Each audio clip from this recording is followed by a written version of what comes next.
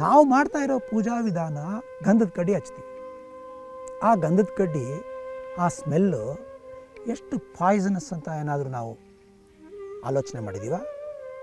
ನಮ್ಮ ಮನೇಲಿ ಗಂಧದ ಕಡ್ಡಿ ಹಚ್ಚಿ ದೇವ್ರಿಗೆ ಇಡ್ತೀವಿ, ದೇವ್ರದ್ದು ಫೋಟೋ ಅಂತ ಒಂದು ಫ್ರೇಮ್ಗೆ. ಅದೇ ಗಂಧದ ಕಡ್ಡಿಯ ಸ್ಮೆಲ್ಲಿಂದ ಮನೇಲಿರೋ ಮಕ್ಕಳೆಲ್ಲ ಅಸ್ತಮಾ ಬರ್ಬೋದು, ಲಂಗ್ಸ್ ಪ್ರಾಬ್ಲಮ್ ಬರ್ಬೋದು. ಆ ಮಕ್ಕಳ್ಯಾರು ದೇವರಿಗೆ ಮಕ್ಕಳಲ್ಲ. ಗಂಧದ ಕಡ್ಡಿಯಲ್ಲಿ ಗಂಧದ ಕಡ್ಡಿಯ ಸುವಾಸನೆಯಿಂದ ಆತ ಸಂಪ್ರೀತನಾಗಿ ಅವನು ಇತರೆ ಮಕ್ಕಳಿಗೆಲ್ಲ ಆರೋಗ್ಯಕ್ಕೆ ಹಾನಿ ಆದರೂ ಅವನು ವರ ಕೊಡ್ತಾನೆ.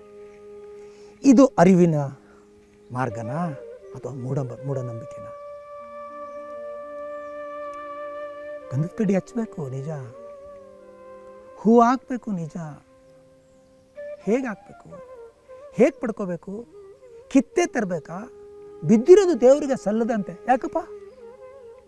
ಗಿಡದಿಂದ ಬಿದ್ದೋಗಿರೋದು ಸಲ್ಲದು. ಯಾಕೆ? ಮಾರೋಕ್ಕಾಗಲ್ವಲ್ಲ ಅದನ್ನ? ಯಾರು ಬೇಕಾದ್ರೆ ಆರಿಸ್ಕೊಂಡು ಹೋಗ್ಬಿಡ್ಬೋದಲ್ಲ. ಯಾಕಪ್ಪ? ಕೆಳಗಲ್ಲಿ ಭೂಮಿ ಮೇಲೆ ಬಿದ್ದಿದ್ದು ಯಾಕೆ? ಭೂಮಿ ದೇವರಲ್ವಾ? ಭೂಮಿ ತಾಯಿ.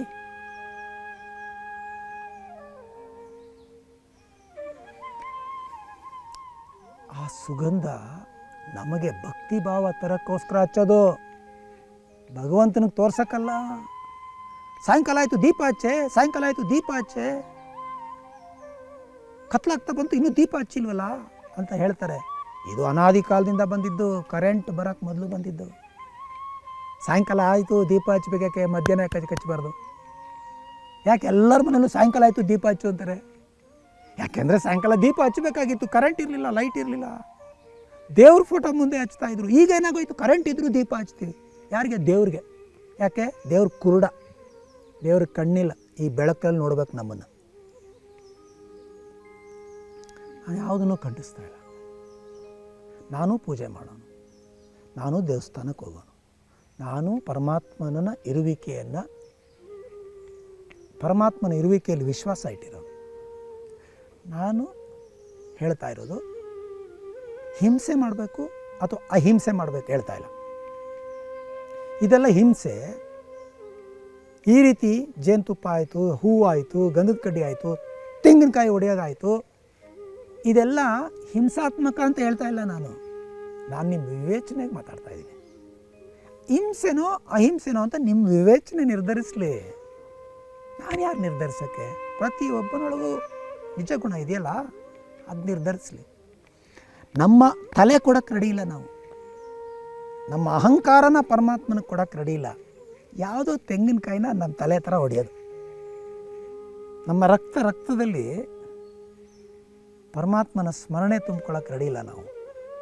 ರಕ್ತದ ಬಣ್ಣದ ಮಣ್ಣು ಕುಂಕುಮ ಹಾಕೊಂತೇವೆ.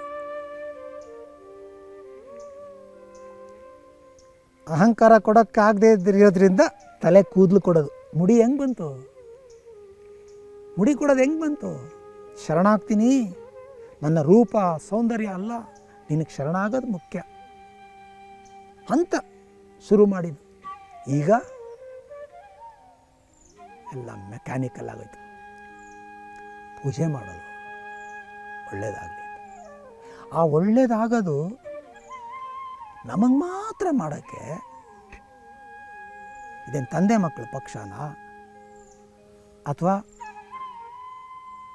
ಒಂದು ಧರ್ಮದ ಪಕ್ಷ, ಒಂದು ಜಾತಿ ಪಕ್ಷ, ಈ ಥರ ಪಾರ್ಟಿಗಳ ಪಕ್ಷಪಾತ ಮಾಡೋಕ್ಕೆ? ದೇವ್ರ ಜೊತೆ ಅನುಸಂಧಾನ ಮಾಡೋಕ್ಕೆ ನಮ್ಮ ಪ್ರಾರ್ಥನೆ ಕೇಳಬಾರ್ದು ಅಂತ ಹೇಳ್ತಾ ಇಲ್ಲ.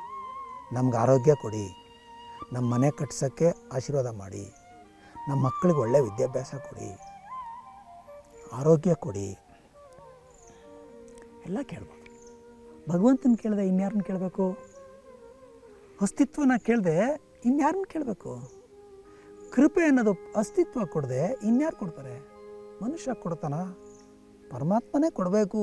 ಕರೆಕ್ಟ್ ಇದೆ, ಕೇಳಲೇಬೇಕು. ಎಷ್ಟೇ ಸಣ್ಣ ವಿಷಯ ಆದರೂ ಕೇಳಲೇಬೇಕು. ಇವತ್ತು ಆಫೀಸಿಗೆ ಲೇಟಾಗಿ ಹೋದ್ರು ಯಾರು ಬೈಬಾರ್ದು ಅಂತಲೂ ಕೇಳ್ಬೋದ್ರಿ. ಸಿಲ್ಲಿಯಷ್ಟು ಕೇಳ್ಬೋದು. ಭಗವಂತನಿಗೆ ಸಿಲ್ಲಿ ಪಲ್ಲಿ ಎಲ್ಲ ಇಲ್ಲ. ತಥಾಸ್ತು. ಭಗವಂತನಿಗೆ ಏನಂತಾರೆ? ತಥಾಸ್ತು ಅಂತ ಇರ್ತಾನೆ ಯಾವಾಗಲೂ ಅಂತ. ಕೆಟ್ಟದ್ದು ಮಾತಾಡಬೇಡ, ತಥಾಸ್ತು ಅಂತ ಇರ್ತಾನೆ. ಹಂಗೆ ಹಿಂಗೆ ಅವ್ರಿವ್ರಿಗೆ ಹಾನಿ ಬಯಸ್ಬೇಡ, ತಥಾಸ್ತು ಅಂತಿರ್ತಾನೆ. ಏನು ತಥಾಸ್ತು ಅಂದರೆ ತತ್ ಅಸ್ತು, ಹಾಗೇ ಆಗಲಿ, ಗ್ರ್ಯಾಂಟೆಡ್, ಸ್ಯಾಂಕ್ಷನ್, ಗ್ರ್ಯಾಂಟೆಡ್, ಸ್ಯಾಂಕ್ಷನ್ ಅಂತ ಪರಮಾತ್ಮ ಅನುಕ್ಷಣ ಹಾಗೆ ಹೇಳ್ತಾ ಇರೋದಕ್ಕೆ ಹೆಸರು ಪರಮಾತ್ಮ ಅಂತ. ಅನುಕ್ಷಣ ಕಾಳಜಿ ವಹಿಸ್ತಾ ಇರುವ, ಅನುಕ್ಷಣ ಎಸ್ ಹೇಳ್ತಾ ಇರುವ ಒಂದು ಪ್ರಿನ್ಸಿಪಲ್ಗೆ ಹೆಸರು ಗಾಡ್ ಅಂತ ಅಂತ ಹೇಳಿದ್ದಾರೆ.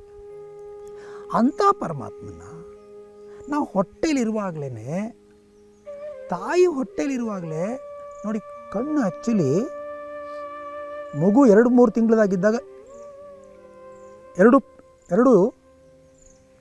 ಇಲ್ಲಿರುತ್ತೆ, ಕಣ್ಣು ಹಿಂಗೆ ಎಲ್ಲೆಲ್ಲೋ ಇರುತ್ತೆ. ಇಂದ ಊಂಬ್ ಅಂತ ನೋಡಿ, ಅದರಲ್ಲಿ ಒಂದು BBC ಅವರು ಒಂದು ಊಂಬ್ ಒಳಗಡೆ ಹೇಗೆ ಮಗು ಗ್ರೋತ್ ಆಗುತ್ತೆ ಅಂತ ಒಂದು CD ಇದೆ, ಇಂದ ಊಂಬ್ ಅಂತ. ಅದು ಬೆಳವಣಿಗೆ ಆಗ್ತಾ ಆಗ್ತಾ ಆಗ್ತಾ ಆಗ್ತಾ ಬಂದು ಹಿಂಗೆ ಕೂತ್ಕೊಳ್ತದೆ, ಇಲ್ಲೆಲ್ಲೋ ಇರೋದು. ಹಾರ್ಟ್ ಇರಲ್ಲ. ಕ್ವಿಕ್ ಅನ್ಬಾರ್ನ್ ಚೈಲ್ಡ್ ಅಂತಾರೆ 4 ವಾರದ ಮಗುಗೆ, ಕ್ವಿಕ್ ಅನ್ಬಾರ್ನ್ ಚೈಲ್ಡ್ ಅಂತ. ಆ ಮಗುಗೆ ಇನ್ನೂ ಹಾರ್ಟ್ ಇರಲ್ಲ. ಹಾರ್ಟ್ ಎಲ್ಲಿಂದ ಬರುತ್ತೆ? 4 ತಿಂಗಳು ಎಷ್ಟೋ ಆದಮೇಲೆ ಆ ಮಗುವಿನ ಬಾಡಿ ಒಳಗಡೆ ಯಾವುದೋ ಒಂದು ಮೂವ್ ಆಗುತ್ತಂತೆ, ಹಿಂಗೆ ಎಲ್ಲೋ ಒಂದು ಕಡೆ ಪಕ್ಕ ಹಿಂಗೆ ಮೂವ್ ಆಗ್ತಾ ಆಗ್ತಾ ಆಗ್ತಾ ಆಗ್ತಾ ಬಂದು ಹಾರ್ಟ್ ಹತ್ರ ಮೂವ್ ಆಗುತ್ತಂತೆ. ಮೂವ್ ಆದಂಗೆ ಹಾರ್ಟು ಡಬ್ ಡಬ್ ಅನ್ನೋಕ್ಕೆ ಶುರು ಆಗುತ್ತಂತೆ. ಹೊಟ್ಟೆಲಿರುವಾಗಲೇ ಕಣ್ಣು, ಮೂಗು, ಉಸಿರಾಟ, ಹಾರ್ಟು, ಲಂಗ್ಸು, ಕಿಡ್ನಿ. ಏನ್ರೀ ಕಿಡ್ನಿ ರಾಕೆಟ್, ಎಷ್ಟ್ರೀ ಕಿಡ್ನಿ ಕಳ್ತನ, ಎಷ್ಟ್ರೀ ಆಸ್ಪತ್ರೆಗಳು, ಎಷ್ಟು ಒಂದು ಸಣ್ಣ ವಿಷಯಕ್ಕೂ ಎಷ್ಟೆಷ್ಟು ಟ್ರೀಟ್ಮೆಂಟು, ಎಷ್ಟೆಷ್ಟು ದುಡ್ಡು. ಇದು ಯಾವುದೂ ಇಲ್ಲದೆ ಹೊಟ್ಟೆಲಿರುವಾಗಲೇ 2 ಕಿಡ್ನಿ, ಶ್ವಾಸಕೋಶ, 2 ಕಣ್ಣು, ಏನೇನು ಬೇಕು ಎಲ್ಲನೂ ಪ್ರಿಪೇರ್ ಮಾಡಿ. ಬ್ರಾಹ್ಮಣರ ಮಕ್ಳಿಗೆ ಮಾತ್ರನಾ? ಯಾರಿಗೆ, ಯಾವ ಪ್ರಾಣಿಗೆ? ಎಲ್ಲದಕ್ಕೂ ಹೊಟ್ಟೆ ಒಳಗೆ ರೆಡಿ ಮಾಡಿ, ಈಚೆ ಬರ್ತಿದ್ದಂಗೆ ಸೆಲೆಬ್ರೇಟ್ ದ ಲೈಫ್, ಮಜಾ ಮಾಡು ಅನ್ನೋ ಥರ ಸಿದ್ಧಪಡಿಸಿ. ಆವಾಗ ಯಾವ ಪ್ರಾರ್ಥನೆ ಮಾಡಿದ್ವಪ್ಪ? ಹೊಟ್ಟೆಲಿದ್ವಲ್ಲ ಪ್ರತಿಯೊಬ್ಬರು 9 ತಿಂಗಳು, ಏನು ಪ್ರಾರ್ಥನೆ ಮಾಡಿದ್ವಿ? ಆಧ್ಯಾತ್ಮಿಕವಾಗಿ ಹೇಳ್ತಾರೆ, ಹೊಟ್ಟೆಲಿರುವ ಮಗುವಿನ ಪ್ರಜ್ಞೆ ಏನಂತ ಕೇಳ್ಕೊಳ್ಳುತ್ತೆ ಅಂದರೆ, ಕೃಷ್ಣ ಗೋವಿಂದ, ಒಂದು ಸಲ ಈ ಬಂಧನ, ಒಂದು ಸಲ ಈ ಊಂಬ್ ಅನ್ನೋ ಬಂಧನದಿಂದ ಆಚೆ ತಂದ್ಬಿಡು, ಸಾಯೋವರೆಗೂ ನೀನು ಸ್ಮರಣೆವಿರ್ತೀನಿ ಅಂತ ಹೇಳುತ್ತಂತೆ ಪ್ರಜ್ಞೆ. ಆ ಮಗುವಲ್ಲಿರುವಂಥ ಪ್ರಜ್ಞೆ ಹೇಳುತ್ತಂತೆ. ಈಚೆ ಬರ್ತಿದ್ದಂಗೆ, ನೀ ಹುಟ್ಟಿಸಿ ಜೀವನ ಭವದುಃಖಿಯ ಮಾಡಿದ ಬಳಿಕ, ಹುಟ್ಟುತ್ತಾ ಇದ್ದಂಗೆ ಭವದುಃಖಿ ಆಗೋಗ್ಬಿಡ್ತು. ಪ್ರಾಪಂಚಿಕ ದುಃಖ, ಎಲ್ಲ ವಿಷಯದಲ್ಲಿ ದುಃಖ ಅಂದರೆ ಸಿಗಾಕೊಂಡು ಬಿಡೋದು, ತಾದಾತ್ಮ್ಯತೆ ಹೊಂದಿಬಿಡೋದು. ಆ ರೀತಿ ಹೊಟ್ಟೆಲೇ ಕೇರ್ ತಗೊಂಡಿರುವಂಥ ಪರಮಾತ್ಮನಿಗೆ ಬೆಳೀತಾ ಬೆಳೀತಾ ವಿದ್ಯಾಭ್ಯಾಸ ಪಡ್ಕೊಂಡು MA MSc MEd ಓದಿ ವೈಸ್ ಚಾನ್ಸ್ಲರ್ ಆಗಿ ಶಿಕ್ಷಣ ಮಂತ್ರಿ ಆಗಿ ನಾವು ಮಾಡ್ತಾ ಇರೋದು ಯಾವ ಥರ ಪೂಜೆ, ಯಾವ ಥರ ಪೂಜೆ ಮಾಡ್ತಾಯಿದ್ದೀವಿ? ಪರಮಾತ್ಮನಿಗೆ 108 ಸಲ ಹಾಡಿ ಹೊಗಳಿ ಅರ್ಚನೆ ಮಾಡ್ತೀವಿ. ಏನಕ್ಕೆ? ಪೊಲಿಟಿಷಿಯನ್ನ ಪರಮಾತ್ಮ? ಸಾರ್ ನಿಮ್ಗೆ ಹಿಂಗೆ ಅಂದ್ಬಿಟ್ರು ಸಾರ್ ಈ ಟಿ ವಿಲಿ ಅಷ್ಟು ಚೆನ್ನಾಗಿ ಬಂದುಬಿಡ್ತು ಸಾರ್, ಇಂಥ ಆರ್ಟಿಕಲ್ ಪೇಪರ್ಲಿ ನಿಮ್ಮನ್ನ ಹೆಂಗೆ ಹೊಗಳ್ಬಿಟ್ರು ಸಾರ್, ನಿಮ್ಮಷ್ಟು ನೀವು ಅಂಬೇಡ್ಕರ್ ಅಂತೆ ಸಾರ್ ನೀವು ಆಧುನಿಕ ಇವರಂತೆ ಸಾರ್, ನೀವೇ ಇಂದಿರಾ ಗಾಂಧಿ ಅಂತೆ ಸಾರ್, ನೀವೇ ಜವಾಹರ್ಲಾಲ್ ನೆಹರು, ನೀವು ಗಾಂಧಿ ಅಂತೆ ಸಾರ್ ಅಂತ 108 ಥರ ಹೊಗಳ್ಬಿಟ್ರೆ ಖುಷಿ ಆಗ್ಬಿಡೋಕ್ಕೆ ದೇವ್ರ ಪೊಲಿಟಿಷಿಯನ? ಮತ್ತು ಯಾಕೆ ಅರ್ಚನೆ? ಮತ್ತ್ಯಾಕೆ 108 ಸಲ ಅರ್ಚನೆ? ವಿರಾಟ್ ಸಂಗತಿನ ಹೃದಯಪೂರ್ವಕವಾಗಿ ಹೇಳ್ತಾ ಇದ್ರೆ ನಾವು ವಿರಾಟ್ ಆಗ್ತೀವಿ. ಪ್ರೇಮವನ್ನು ಕೊಡುವ ಮೊದಲು ಅನುಭವಿಸ್ಬೇಕು, ಭಕ್ತಿಯನ್ನು ಕೊಡೋಕ್ಕೆ ಮೊದಲು ಅನುಭವಿಸ್ಬೇಕು. ಅನುಭವಿಸ್ದೆ ಕೊಡೋಕ್ಕಾಗಲ್ಲ, ಪ್ರಾಕ್ಟೀಸ್ ಮಾಡೋಕ್ಕಾಗಲ್ಲ. ಆ ಅನುಭವ ಬರಲಿ ಅಂತ ಮಹಾದೇವ ಶಂಭೋ ಶಂಕರ, ಅಚ್ಯುತ ಚ್ಯುತಿ ಇಲ್ಲದವನೇ, ಅಸೀಮನೇ, ಸೀಮೆನೇ ಇಲ್ಲದವನೇ, ಅನಂತನೇ, ಅಂತ್ಯವೇ ಇಲ್ಲದವನೇ, ಅವ್ಯಯನೇ, ನಾಶವಾಗದವನೇ, ಮಂಗಳಕಾರಿಯೇ ಸರ್ವ ಮಂಗಳ ಮಾಂಗಲ್ಯೇ ಶಿವೇ ಸರ್ವಾರ್ಥ ಸಾಧಿಕೆ ಅಂತ ಪರಮಾತ್ಮ ಅನ್ನುವ ಒಂದು ಎಕ್ಸ್ಕ್ಯೂಸ್ ಇಟ್ಕೊಂಡು, ಭಗವಂತ ಅನ್ನೋ ಒಂದು ನೆಪ ಇಟ್ಕೊಂಡು, ಅವನ ಹೆಸರಿನಲ್ಲಿ ನಾವು ಏನೇನೆಲ್ಲ ನೋಡ್ರಿ, ನೀವು ಕೆಟ್ಟದ್ದು ಮಾತಾಡ್ತಾರಿ, ಡಿಸ್ಟರ್ಬ್ ಆಗ್ತೀರಾ. ಅಥವಾ ನೀವು ಡಿಸ್ಟರ್ಬ್ ಆದಾಗ ಬರೀ ಕೆಟ್ಟದೇ ಮಾತಾಡ್ತೀರ. ನೀವು ಖುಷಿಯಾಗಿದ್ದಾಗ ಬರೀ ಚೆನ್ನಾಗಿರೋದೇ ಮಾತಾಡ್ತೀರ. ಚೆನ್ನಾಗಿರೋದು ಮಾತಾಡಿದಾಗೆಲ್ಲ ಖುಷಿ ಆಗ್ತೀರ. ಅಪ್ರಿಸಿಯೇಷನ್ಲಿ ಮಕ್ಕಳು ಹೆಂಗೆ ಗ್ರೋತ್ ಆಗ್ತಾರೆ, ಕಂಡೆಮ್ನೇಷನಲ್ಲಿ ಹೆಂಗೆ ಹಾಳಾಗ್ತಾರೆ, ನೆಗೆಟಿವ್ ಅಪ್ರೋಚಲ್ಲಿ ಹೆಂಗೆ ಹಾಳಾಗ್ತಾರೆ. ಯಾಕೆ ಅವ್ರು ಹಾಳಾದರು? ನಿಮ್ಮ ನೆಗೆಟಿವ್ ಅಪ್ರೋಚಿಂದ. ಹೆಂಗೆ ಅವ್ರು ಚೆನ್ನಾಗಾದರು? ನಿಮ್ಮ ಪಾಸಿಟಿವ್ ಅಪ್ರೋಚಿಂದ. ಎಲ್ಲಿಂದ ಬರುತ್ತೆ ಪಾಸಿಟಿವ್? ನಿಮ್ಮ ಒಳಗಡೆಯಿಂದ ಬರಬೇಕು. ಆ ಪಾಸಿಟಿವ್ ಎನರ್ಜಿಗೋಸ್ಕರ ಕೇಶವಾಯ ನಮಃ, ಮಾಧವಾಯ ನಮಃ, ಶ್ರೀಧರಾಯ ನಮಃ, ಋಷಿಕೇಶಾಯ ನಮಃ, ಪದ್ಮನಾಭಾಯ ನಮಃ, ದಾಮೋದರಾಯ ನಮಃ. ವಿಶಾಲವಾದದ್ದನ್ನು ನೋಡ್ತಾ ಇದ್ದರೆ, ಆಲಿಸ್ತಾ ಇದ್ದರೆ, ಭಾವಿಸ್ತಾ ಇದ್ದರೆ ಅದೇ ಆಗೋಗ್ತೀವಿ. ಪುರಾಣದ ಕಂತೆ ಪುರಾಣ ಅಲ್ಲ ಇದು. ಬಯಲ ಜೀವನ, ಬಯಲ ಭಾವನೆ, ಬಯಲ ಜೀವನ, ಬಯಲ ಭಾವನೆ. ಹಂಗೆ ಬದುಕ್ತಾ ಬದುಕ್ತಾ ಬಯಲು ಬಯಲಾಯಿತಯ್ಯ ಗುಹೇಶ್ವರ ಅಂತ ಅಲ್ಲಮ ಪ್ರಭು ಹೇಳ್ತಾರೆ. ವಿರಾಟ್ ವಿರಾಟ್ ವಿರಾಟ್, ವಿಶಾಲ ವಿಶಾಲ ವಿಶಾಲ, ಅನಂತ ಅನಂತ ಅಂತ ಅನ್ಕೊಂಡು ಅದನ್ನೇ ಭಾವಿಸಿ ಅದನ್ನೇ ಮಾಡ್ತಾ ಮಾಡ್ತಾ ಅದೇ ಆಗೋದೆ ನಾನು ಅಂತ ಹೇಳ್ತಾರೆ. ಅದೇ ತಾನೇ ಕಾಂಟಂಪ್ಲೇಷನು. ಶ್ರವಣ ಮನನ ನಿಧಿಧ್ಯಾಸನದಲ್ಲಿ ಅಹಂ ಬ್ರಹ್ಮಾಸ್ಮಿ, ನಾನೇ ಪರಮಾತ್ಮ, ನಾನು ಪರಮಾತ್ಮ, ಶುದ್ಧ ಬುದ್ಧ ಮುಕ್ತ ಅಂತ ಸ್ಮರಿಸಿ ಅದಕ್ಕೆ ಅರ್ಚನೆ. ಪರಮಾತ್ಮನಿಗೆ ಅರ್ಚನೆ ಬೇಕಾಗಿಲ್ಲ. ಗಂಡಸು ಅಂತಂದರೆ ಖುಷಿಯಾಗುತ್ತಾ? ಅಥವಾ ಹೆಂಗಸು ಅಂದರೆ ಖುಷಿಯಾಗುತ್ತೇನ್ರಿ?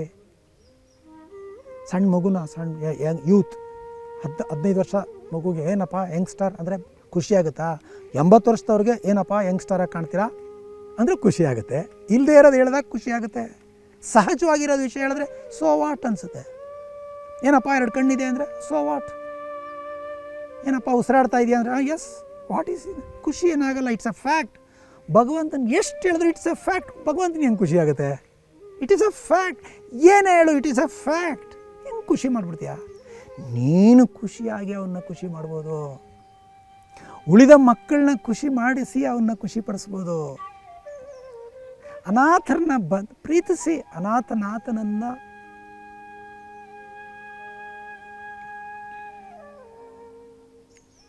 ಪ್ರಾಣಿ ಪಕ್ಷಿ ಗಿಡ ಮರ ಯಾರ್ಯಾರು ಅಸಹಾಯಕರಿದ್ದಾರೋ, ಯಾರ್ಯಾರು ನೆಗ್ಲೆಕ್ಟ್ ಆಗಿದ್ದಾರೋ, ಯಾವ ನಾಯಿ ಊಟ ಇಲ್ಲದೆ ಬಿಸಿಲಲ್ಲಿ ಓಡಾಡ್ತಾ ಇದೆಯೋ, ಯಾವ ಬೆಕ್ಕನ್ನ ರಸ್ತೆಯಲ್ಲಿ ಬಿಟ್ಬಿಟ್ಟಿದ್ದಾರೋ ಅವುಗಳಿಗೆ ಕಾಳಜಿ ನೀವು ತೋರಿಸಿ ಬಿಡ್ರಿ, ಭಗವಂತ ನೋಡ್ಕೊಳ್ತಾನೆ. ಆದರೆ ನಿಮ್ಮ ಪ್ರಾರ್ಥನೆ ಈಡೇರಬೇಕಲ್ಲ, ನಿಮ್ಗೆ ಒಳ್ಳೇದಾಗಬೇಕಲ್ಲ, ನೀವು ಪೂಜೆ ಮಾಡಬೇಕಲ್ಲ. ಇದು ಪೂಜೆ. ಇವ್ರುಗಳಿಗೆಲ್ಲ ಕಾಳಜಿ ವಹಿಸಿದ್ರೆ ನೋಡಿ, ಹಿಂದಿನ ಕಾಲದಲ್ಲಿ ಅಕ್ಕಿ ಹಾಕ್ತಿದ್ರು ಇರುವೆ ಗುಡ್ಗಳಿಗೆ.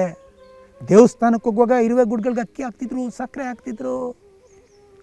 ಯಾವುದೋ ಫಿಲ್ಮಲ್ಲಿ ಶಾರುಖ್ ಖಾನ್ ಮತ್ತು ದಿಲ್ವಾಲೆ ದುಲ್ಹನಿಯಾ ಲೇ ಜಾಯೇಂಗೆ ಆವ್ ಅಂತ ಬರ್ಡ್ಸ್ಗಳಿಗೆಲ್ಲ ಹಾಕ್ತಿರ್ತಾರೆ. ಅವ್ರು ಯಾಕೆ ಹಾಕಿದ್ರೋ ಬಿಟ್ಟರೋ ಅದು ಬೇರೆ ವಿಷಯ. ಒಟ್ಟಿನಲ್ಲಿ ಪ್ರಾಣಿ ಪಕ್ಷಿಗಳಿಗೆ ಊಟ ಹಾಕೋದು ಇದೆಲ್ಲ ಪೂಜೆ. ಒಣಗಿರೋ ಗಿಡಕ್ಕೆ ನೀರು ಹಾಕೋದು ಪೂಜೆ. ಯಾಕೆ? ಅವರು ಪರಮಾತ್ಮನ ಮಕ್ಕಳು. ಅಯ್ಯೋ, ನನ್ನ ಮಕ್ಕಳನ್ನ ಇವನು ನೋಡ್ಕೋತಾ ಇದ್ದಾನೆ, ಇವನ ಮಕ್ಕಳನ್ನ ನಾನು ನೋಡ್ಕೋಬೇಡವಾ ಅನ್ಸಲ್ವಾ ಭಗವಂತನಿಗೆ? ಅದು ಸಂಪ್ರೀತಗೊಳಿಸೋದು. ತಮಿಳಲ್ಲಿ ಒಂದು ನುಡಿಗಟ್ಟಿದೆ, ಊರ್ ಪಿಳ್ಳೈ ನೀನ್ ವಳರ್ತಾಲ್ ಉನ್ ಪಿಳ್ಳೈ ತಾನಾ ವಳರುಂ ಅಂತ. ಊರ ಮಕ್ಕಳನ್ನೆಲ್ಲ ನೀನೇನಾದರೂ ಕಾಳಜಿ ವಹಿಸಿದ್ರೆ ನಿನ್ನ ಮಗ ಆಟ ಆಡ್ಕೊಂಡು ದೊಡ್ಡ ಮನುಷ್ಯ ಆಗ್ಬಿಡ್ತಾನೆ ಅಂತ. ನುಡಿಗಟ್ಟು ಯಾವತ್ತೂ ಸುಳ್ಳಾಗಲ್ಲ. ಇದು ಹೆಂಗಿದೆ ಪೂಜೆ ನೋಡಿ. ನಿಮ್ಮ ಪ್ರಾರ್ಥನೆ, ನಿಮ್ಮ ಬೇಡಿಕೆ ಈಡೇರೋದು ಶತಸಿದ್ಧ. ಯಾಕೆ? ನಿಮ್ಗಿಬ್ಬರು ಮಕ್ಕಳು ರೀ. ಒಬ್ಬ ಮಗು ನೆಗ್ಲೆಕ್ಟೆಡ್, ನಡೆಯೋಕ್ಕಾಗಲ್ಲ, ಮೂಲೆಯಲ್ಲಿ ಕೂತಿದ್ದಾನೆ. ಇನ್ನೊಬ್ಬ ಮಗ ಅವನ್ನ ಹೊತ್ಕೊಂಡು ಹೋಗ್ತಾನೆ ಸಿನಿಮಾಗೆ, ಊಟ ಮಾಡಿಸ್ತಾನೆ, ಆಟ ಆಡಿಸ್ತಾನೆ, ಸೈಕಲ್ ಓಡಿಸ್ತಾನೆ, ಸದಾ ಅವನು ಕೇರ್ ತಗೋತಿರ್ತಾನೆ. ಈ ದೊಡ್ಡ ಮಗನ್ನ ನೀವು ಎಷ್ಟು ಪ್ರೀತಿಸ್ತೀರಾ? ಅವನ್ನ ನೆಗ್ಲೆಕ್ಟ್ ಮಾಡ್ತಾನೆ. ಆವಾಗ ಹೆಂಗೆ ಪ್ರೀತಿಸ್ತೀರಾ ಇವ್ರನ್ನ? ನಿಮ್ಮದೇ 2 ಮಕ್ಕಳು, ಇಬ್ಬರ ಮೇಲೂ ನಿಮಗೆ ಸಮಾನ ಪ್ರೀತಿ. 2 ಕಣ್ಣು ಯಾವ್ದು ದೊಡ್ಡದು ಯಾವ್ದು ಚಿಕ್ಕದು ಅಂತ ಹೇಳೋಕ್ಕಾಗಲ್ಲಪ್ಪ. ಯಾವ ಮಗ ನಿಮಗೆ ಪ್ರೀತಿ ಜಾಸ್ತಿ ಅಂದರೆ ಏನು ಹೇಳ್ತೀರಾ? 2 ಕಣ್ಣಲ್ಲಿ ಯಾವುದು ಚೆನ್ನಾಗಿದೆ ಅಂದರೆ ಹೆಂಗಪ್ಪ ಹೇಳೋದು ಅಂತೀರ. ಆದರೆ ನಿಜವಾಗ್ಲೂ ನಿಮ್ಮ ಪ್ರೀತಿ ಹೆಂಗೆ ಬರುತ್ತೆ? ಯಾಕೆ ತಾಯಿಯಂದರು 3-4 ಜನ ಹೆಣ್ಮಕ್ಳು, ಅದರಲ್ಲಿ ಒಂದು 2-3 ಜನ ಚೆನ್ನಾಗಿ ಸೆಟ್ಲಾಗಿರ್ತಾರೆ ಫೈನಾನ್ಷಿಯಲಿ. ಒಬ್ಬ ಮಗಳು ಮಾತ್ರ ಕಷ್ಟದಲ್ಲಿರ್ತಾಳೆ. ತಾಯಿ ಕದ್ದು ಮುಚ್ಚಿ ಹೋಗಿ ಅವಳಿಗೆ ಮಾತ್ರ ಕೊಡ್ತಾಳೆ ದುಡ್ಡು. ಯಾಕೆ ಬೇರೆ 3 ಮಕ್ಕಳಿಗೆ ಅವಳು ತಾರತಮ್ಯ ಮಾಡ್ತಾಳಾ? ಹಂಗಲ್ಲ. ಯಾರು ವೀಕ್ ಇರ್ತಾರೋ ಅವಳ ಕಡೆ ತಾಯಿ, ಯಾರು ಸ್ಟ್ರಾಂಗ್ ಇರ್ತಾರೋ ಅವ್ರಿಗೆ ಹೋಲಿಸ್ಲಾರಳು. ವೀಕ್ ಇರೋರ ಕಡೆ ಸ್ವಲ್ಪ ಊರಿಗೋಲ್ ಥರ. ಆ ರೀತಿ ತಾಯಿನೇ ಮಾಡ್ತಾಳೆ. ಅನಂತ ಕೋಟಿ ತಾಯಿಗಳನ್ನ ಹುಟ್ಟಿಸಿರೋ ಮಹಾ ತಾಯಿ ಪರಮಾತ್ಮ. ಮನುಷ್ಯ ತಾಯಿ ಮಾತ್ರ ಅಲ್ಲ ರೀ, ಇರುವೆ ತಾಯಿ, ಹುಲಿ ತಾಯಿ, ಹಸು ತಾಯಿ, ಚಿಟ್ಟೆ ತಾಯಿ, ಎಲ್ಲ ಥರದ ತಾಯಿನ ಹುಟ್ಟಿಸ್ತಾನೆ ಇರೋನು, ಹುಟ್ಟಿಸ್ತಾನೆ, ಕೊಡ್ತಾನೆ, ಕೇರ್ ಮಾಡ್ತಾನೆ. ಎಲ್ಲನೂ ಓಕೆ. ಹಾಲು ಕರಿತೀರಾ? ಕರ್ಕೊ. ಜೇನು ಸುಟಾಕ್? ಆಯ್ತು ಸುಟಾಕ್ ಅಂತ ಎಲ್ಲನೂ ಸಹಿಸ್ಕೊಂಡು ಓಕೆ. ಶಿಶುಪಾಲನ್ಗೆ ಕೃಷ್ಣ 101 ಸಲನೋ ಏನೋ 99 ಸಲ 101 ಸಲ ತಪ್ಪ ಮಾಡೋವರೆಗೂ ಅವನ್ನ ಕ್ಷಮಿಸ್ತೀನಿ ಅಂತ ಹೇಳಿರ್ತಾನಂತೆ.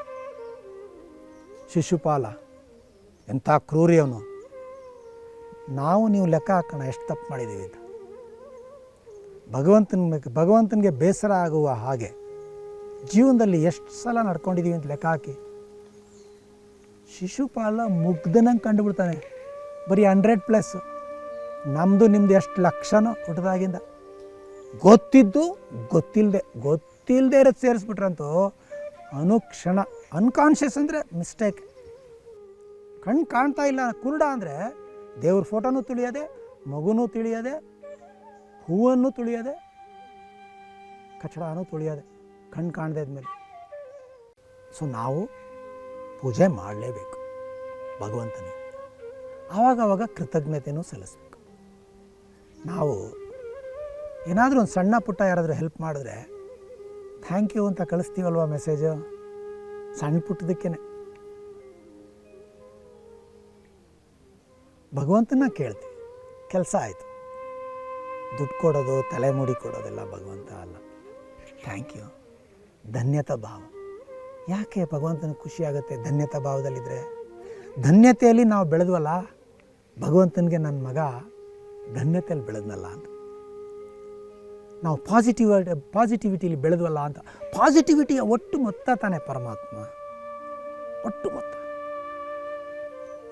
ನಿಮ್ಮ ದಾನವನುಂಡು ಅನ್ಯರ ಹೊಗಳುವ ಕುನ್ನಿಗಳನೇನೆಂಬೆ ರಾಮನಾಥ. ಒಂದು ವಚನ, ಇಳೆ ನಿಮ್ಮ ದಾನ, ಬೆಳೆ ನಿಮ್ಮ ದಾನ, ಸುಳಿದು ಬೀಸುವ ಗಾಳಿ ಅದು ನಿಮ್ಮ ದಾನ. ನಿಮ್ಮ ದಾನವನ್ನುಂಡು ಅನ್ಯರ ಹೊಗಳುವ ಕುನ್ನಿಗಳನೇನೆಂಬೆ. ಕುನ್ನಿಗಳು ಅಂದರೆ ಬೈತಾ ಇಲ್ಲ ಅವರು. ಕುನ್ನಿಗಳು ಅನ್ನೋದು ಬೈಗಳ ಪದ ಆಗಿದ್ದು ಈಗ. ಒಂದು 50 ವರ್ಷದಿಂದ ಈಚೆಗೆ ಮನುಷ್ಯ ಜಾಸ್ತಿ ಇಂಟೆಲಿಜೆಂಟ್ ಆಗೋದಲ್ಲ, ಜಾಸ್ತಿ ಬೆಳೆದ್ಬಿಟ್ರಲ್ಲ ಮನುಷ್ಯ, ಆವಾಗ ಪ್ರಾಣಿಗಳನ್ನೆಲ್ಲ ಬೈಗಳ ಪದ ಮಾಡ್ಕೊಂಬಿಟ್ರು. ಕತ್ತೆ, ಹಂದಿ, ನಾಯಿ, ಕುನ್ನಿ, ಇದು ಹೆಂಗೆ ಬೈಗಳ ಪದ? ಕತ್ತೆ ಹೆಂಗೆ ಬೈಗಳ ಪದ? ಅದು ಒಂದು ಪ್ರಾಣಿಯ ಹೆಸರು.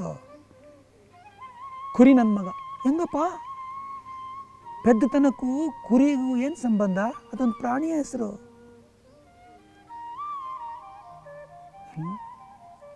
ಹಂದಿ ಹೊಲಸು ತಿಂತಾ ಇಲ್ಲ, ಅದ್ರ ಊಟ ತಿಂತಾ ಇದೆ. ನಮ್ಮನ್ನು ನೋಡಿ ಅದು ತಿಳ್ಕೊಳ್ತಾ ಇದೆ ಇವರೇನು ಹೊಲಸು ತಿಂತಾ ಇದ್ದಾರೆ ಅಂತ. ಈಗ ಸ್ವರ್ಗ ಹೆಂಗಿರುತ್ತೆ ಅಂತ ಹೆಂಡ ಕುಡಿಯೋರನ್ನ ಕೇಳಿದ್ರೆ ಎಲ್ಲ ಕಡೆ ಬರೀ ಬ್ಯಾಕ್ ಪೈಪರು, ಶಿವಾಶ್ರೀಗೆಲ್ಲ ಸಿಕ್ಕುತ್ತೆ ಅಂತಾರೆ. ಅದೇ ಥರ ಸ್ವರ್ಗ ಹೇಗಿರುತ್ತೆ ಅಂತ ಹಸುನ ಕೇಳಿದ್ರೆ ಏನು ಮನುಷ್ಯನಷ್ಟು ಎತ್ತರ ಹುಲ್ಲು ಎಲ್ಲ ಕಡೆ ಹುಲ್ಲು ಬೆಳೆದಿರುತ್ತೆ ಅಂತ ಅಲ್ವಾ. ಯಾಕಂದರೆ ನಾವು ಮನುಷ್ಯರು, ಸ್ವರ್ಗ ಹೆಂಗಿರುತ್ತೆ ಮನುಷ್ಯರಿಗೆ? ಎಲ್ಲ ಚಿನ್ನದ ಕಂಬಗಳು, ಚಿನ್ನದ ಸ್ಪೂನು, ಚಿನ್ನದ ಲೋಟ, ನೋಡಿ ಎಲ್ಲ ಚಿನ್ನದ್ದೇ. ಮನುಷ್ಯರು ಚಿನ್ನದ್ದೇ ಆಗಿಬಿಟ್ಟಿದ್ರೆ ಇನ್ನೂ ಚೆನ್ನಾಗಿರೋದಲ್ವ. ಮುರಿದು ಮಾರ್ಕೋಬೋದಾಯಿತು ಆವಾಗವಾಗ. ನಮ್ಮದು ಸ್ವರ್ಗ ಹೆಂಗಿದೆ? ಎಲ್ಲ ಕಡೆ ಬರೀ ಚಿನ್ನನೇ, ಚಿನ್ನದೇ ಎಲ್ಲ ಇದ್ದರೆ ಕಾಗೆಗೆ ಹೆಂಗೆ ಸ್ವರ್ಗ ಆಗುತ್ತೆ? ಕಾಗೆ ಏನು ಹೇಳುತ್ತೆ? ಎಲ್ಲ ಕಡೆ ಮಾಂಸದ ತುಂಡುಗಳೇ ಬಿದ್ದಿರುತ್ತೆ ಸ್ವರ್ಗದಲ್ಲಿ. ಕಷ್ಟಪಡಬೇಕಾಗಿಲ್ಲ, ಕಾಕ ಅನ್ಬೇಕಾಗಿಲ್ಲ, ಆರಬೇಕಾಗಿಲ್ಲ. ನೋಡಿದ ಕಡೆ ಎಲ್ಲ ಮಾಂಸದ ತುಂಡುಗಳೇ ಅದ್ರ ಸ್ವರ್ಗ. ಮೊಸಳೆ ಸ್ವರ್ಗ ಕೇಳಿಬಿಟ್ರೆ ನಿಮಗೆ, ಮೊಸಳೆ ಸ್ವರ್ಗ ಹಂದಿಗಳ ಸ್ವರ್ಗ. ಮೊಸಳೆದು ಹೇಳ್ತೀನಿ, ಹಂದಿ ಗೊತ್ತು ನಿಮಗೆ. ಮೊಸಳೆಗೆ ಹಳಸಲು ವಾಸನೆ ಬರ್ತಾ ಇರೋ ಮಾಂಸ ಇಷ್ಟ. ಸೊ ಮೊಸಳೆಗಳ ಸ್ವರ್ಗಕ್ಕೆ ಏನಾರು ಹೋಗ್ಬಿಟ್ರೆ ನಾವು ಹಂದಿಗಳ ಸ್ವರ್ಗ ಹೆಂಗಿರುತ್ತೆ ಅಂದರೆ, ಪರಮಾತ್ಮನ ದಾನನ ಉಂಡ್ಬಿಟ್ಟು ಕುನ್ನಿ ಅನ್ನೋದು ಬೈಗಳ ಪದ ಅಲ್ಲ. ನಾನೂ ಈ ವಚನ ಮೊದಲು ಕೇಳಿದಾಗ ಏನಪ್ಪ ಈ ಥರ ಪದ ಬಳಸ್ಬಿಟ್ರಲ್ಲ ಶರಣರು ಅನ್ನಿಸ್ತಾ ಇತ್ತು. 2004-2005 ಐ ವಾಸ್ ವರಿಂಗ್. ಆವಾಗ ನನಗೆ ಒಂದು ಸಲ ಕುನ್ನಿ ಅಂದರೆ, ನಾನು ನಾಯಿ ಮರಿಗಳನ್ನ ನೋಡ್ತಾ ಇದ್ದೆ. ಕುನ್ನಿ ಅಂದರೆ ನಾಯಿ ಮರಿ ಅಂತ. ಮರಿ ನೋಡಿದಾಗ ನನಗೆ ಕಾಣಿಸ್ತು, ಈ ನಾಯಿ ಮರಿಗಳು ಒಂದು 3-4 ದಿನ ಆಗೋವರೆಗೂ ಕಣ್ಣೇ ತೆಗೆದಿರೋದಿಲ್ಲ.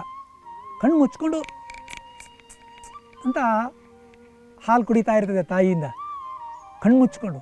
ಅಂದರೆ ಕಣ್ಣು ಮುಚ್ಚಿ ಇನ್ನೂ ಕಣ್ಣು ಬಿಟ್ಟಿಲ್ಲದ ಮರಿಗೆ, ನಾಯಿ ಮರಿಗೆ ಎಲ್ಲಿಂದ ಹಾಲು ಬರ್ತಾ ಇದೆ ಅಂತ ಗೊತ್ತಾಗಕ್ಕೆ ಸಾಧ್ಯ ಇಲ್ಲ ಅಲ್ವಾ. ಅದಕ್ಕೆ ಅವ್ರು ಹೇಳ್ತಿರೋದು ಎಂಥ ಪದಪ್ರಯೋಗ. ನಿಮ್ಮ ದಾನವನ್ನುಂಡು ಯಾರ್ಯಾರನ್ನೋ ಹೊಗಳ್ತಾ ಇರುವ ಕುನ್ನಿಗಳು ಅಂದರೆ ಇವ್ರಿಗೆ ಗೊತ್ತಿಲ್ಲ ಪರಮಾತ್ಮ ನಿಮ್ಮ ದಾನ ಇದು. ಕಣ್ಣು ಮುಚ್ಕೊಂಡು ನೋಡ್ತಾ ಇದ್ದಾರೆ, ಅದಕ್ಕೆ ಇವ್ರದ್ದು ಅವ್ರದ್ದು ಅಂತ ಹೇಳ್ತಾ ಇದ್ದಾರೆ ಅಂತ. ಆ ರೀತಿ ಕುರುಡುತನದಿಂದ, ಅಜ್ಞಾನದಿಂದ ನಾವು ತಿಳ್ಕೊಂಡ ವಿಚಾರಗಳಕ್ಕೆ ವ್ಯತಿರಿಕ್ತವಾಗಿ ಭಯಭೀತರಾಗಿ ಪೂಜೆ ಮಾಡಬಾರ್ದು. ಆ ಪೂಜೆ ಸರ್ವ ಮಂಗಳ ಆಗಿರಬೇಕು. ನಮಗೂ ಚೆನ್ನಾಗಿರುತ್ತೆ. ಸರ್ವ ಮಂಗಳದಲ್ಲಿ ನಾವು ಇದ್ದೀವಲ್ಲ, ನಮ್ಮ ಮಕ್ಕಳು ಇದ್ದಾರಲ್ಲ, ನಮ್ಮ ತಂದೆ ತಾಯಿ, ನಮ್ಮ ಹೆಂಡತಿ ಮಕ್ಕಳೆಲ್ಲ ಇದ್ದಾರಲ್ಲ, ಎಲ್ಲ ಚೆನ್ನಾಗಿರ್ಬೇಕು. ನಾವು ಕೇಳೋಣ. ನಾವು ಇಡೀ ಊರಿನವ್ರಿಗೆಲ್ಲ ಕೇಳಬೇಕಾಗಿಲ್ಲ. ನಮ್ಮ ಮನೆಯವರು ಚೆನ್ನಾಗಿರಲಪ್ಪ, ನನ್ನ ಮಗಳು ಚೆನ್ನಾಗಿರಲಿ, ನಮ್ಮ ತಂದೆ ಚೆನ್ನಾಗಿರಲಿ ಕೇಳೋಣ. ಹಂಗೆ ಕೇಳುವಾಗ ಸರ್ವಕ್ಕೆ ಮತ್ತೊಬ್ಬರಿಗೆ ತೊಂದರೆ ಆಗದಿದ್ದಂಗೆ ನಮ್ಮ ಪ್ರಾರ್ಥನೆ ಇರಲಿ. ಭಗವಂತನಿಗೆ ಏನು ಕೊಡ್ತೀನಿ ಅನ್ನೋದು ಅಹಂಕಾರ. ಭಗವಂತನ ಮುಂದೆ ಏನಿದ್ರು ಸ್ವೀಕರಿಸ್ಬೇಕು. ಕೈ ಒಡ್ಡಂಗಿರಬೇಕು. ಪರಮಾತ್ಮನ ಹತ್ರ ಹಿಂಗಿರಬಾರ್ದು ಕೈ. ಭಗವಂತನಿಗೆ ನಾವು ಯಾವತ್ತೂ ಹಿಂಗೆ ಕೊಡೋಕ್ಕೆ ಸಾಧ್ಯ ಇಲ್ಲ. ಭಗವಂತನ ಹತ್ರ ಯಾವಾಗ ಏನೂ ಹೇಳ್ಬೇಕಾಗಿಲ್ಲ, ಏನೂ ಕೇಳಬೇಕಾಗಿಲ್ಲ, ಯಾವ ತಲೆನೂ ಮಾಡಬೇಕಾಗಿಲ್ಲ. ಹೋಗಿ ಭಕ್ತಿಯಿಂದ ಕೈ ಒಡ್ಬಿಟ್ಟು ಭಗವಂತ ಇದಾಗಬೇಕು, ಇದಾಗೋದ್ರಿಂದ ಎಲ್ರಿಗೂ ಒಳ್ಳೇದಾಗಿದ್ದರೆ ಅದಾಗಲಿ, ಇದಾಗದೇ ಇರೋದ್ರಿಂದ ಯಾರಿಗೂ ಒಳ್ಳೇದಾಗಲ್ಲ ಅಂದರೆ ಅದಾಗೋದು ಬೇಡ. ನಿಮಗೆ ಗೊತ್ತು ಯಾವುದಾಗಬೇಕು, ಯಾವುದಾದರೆ ಸರ್ವ ಮಂಗಳ, ಯಾವುದಾದರೆ ಸರ್ವನಾಶ, ನಿಮಗೆ ಗೊತ್ತು, ನಿಮ್ಮದೇ ನಡೀಲಿ ಅನ್ನೋ ಭಾವದಲ್ಲಿ ಪೂಜೆ ಇರಬೇಕು ಅಂತ ನನ್ನ ವಿವೇಚನೆ ಹೇಳ್ತಾ ಇದೆ. ಇದನ್ನು ಕೇಳಿದ ನಂತರನೂ ನಿಮಗೆ ನೀವು ಹೇಗೆ ಪೂಜೆ ಮಾಡ್ತಾಯಿದ್ದೀರಾ, ಹೇಗೆ ಆರಾಧಿಸ್ತಾ ಇದ್ದೀರಾ, ಹಾಗೇ ಮುಂದುವರ್ಸೋಕ್ಕೆ ನೀವು ಸರ್ವಸ್ವತಂತ್ರ. ನಿಮ್ಮ ಜೀವನ, ನಿಮ್ಮ ಸ್ವತಂತ್ರ, ನಿಮ್ಮ ಅಂಡರ್ಸ್ಟ್ಯಾಂಡಿಂಗು. ನನಗೇನು ಅನಿಸುತ್ತೆ ಅಂತ ಹಂಚ್ಕೊಂಡಿದ್ದೀನಿ ಅಷ್ಟೆ. ಈ ಹಂಚ್ಕೊಂಡಿದ್ದರಿಂದ ನಿಮಗೇನಾದರೂ ಹರ್ಟ್ ಆಗಿದ್ದರೆ ದಯವಿಟ್ಟು ಕ್ಷಮಿಸಿ. ನಿಮಗೇನಾದರೂ ಉಪಯೋಗ ಆಗಿದ್ದರೆ, ಈ ಕೇಳಿದ್ರಿಂದ ಹೌದು ಅಂತ ಏನಾರು ಅನಿಸಿದರೆ ಜಾರಿಗೆ ತನ್ನಿ. ಒಂದು ಹೂಗಾದರೂ ನಿಮ್ಮಿಂದ ಸ್ವತಂತ್ರ ಸಿಕ್ಕಲಿ. ಒಂದು ದಿನನಾದರೂ ಭಗವಂತನಿಗೆ ಹೂವು ಹಾಕದೆ ಆ ದಿನ ಆ ಗಿಡ, ಆ ಹೂವಿನ ಗಿಡನೇ ಭಗವಂತ ಅಂತ ನೋಡಿ, ಬೆಳಿಗ್ಗೆ ವಾಕಿಂಗಲ್ಲಿ ಕದ್ದು ಮುಚ್ಚಿ ಕಾಂಪೌಂಡ್ ಹಾರಿ ಅವ್ರಿವ್ರ ಮನೇಲಿ ಹೂ ಕೀಳೋದನ್ನ ಒಂದಿನಾರು ನಿಲ್ಲಿಸಿ ಶ್ರದ್ಧೆನೇ ಪರಮಾತ್ಮ ಅಂತ ತಿಳಿದು ಆವತ್ತೊಂದಿನ ಭಗವಂತ ನನಗೆ ಹಿಂಗೆ ಅನಿಸುತ್ತೆ, ಆ ಗಿಡಕ್ಕೆ, ಆ ಮಕರಂದಕ್ಕೆ, ಆ ಜೇನ್ನೊಣಕ್ಕೆ, ಆ ಒಣಗಿ ಬೀಳುವ ಹೂವಿನ ತಿನ್ನುವಂಥ ಕೀಟಗಳಿಗೆ ಇವತ್ತು ಅದೇ ಪರಮಾತ್ಮ ಅಂತ ಅಂದ್ಕೊಂಡು ನಾನು ಹೀಗಿದ್ದೀನಿ ಅನ್ನೋ ಭಾವದಲ್ಲಿ ಒಬ್ಬರಾದರೂ ಒಂದು ದಿನನಾರು ಇದ್ದರೆ ನಾವು ಹುಟ್ಟಿದ್ದಕ್ಕೆ ಸಾರ್ಥಕ ಆಯಿತು ಅಂತ ಅನಿಸುತ್ತೆ. ಇಷ್ಟು ಮಾತಾಡಲಿಕ್ಕೆ, ಇಷ್ಟು ಹಂಚ್ಕೊಳ್ಳಿಕ್ಕೆ, ಇಷ್ಟು ಸ್ವತಂತ್ರ ಕೊಟ್ಟಿದ್ದಕ್ಕೆ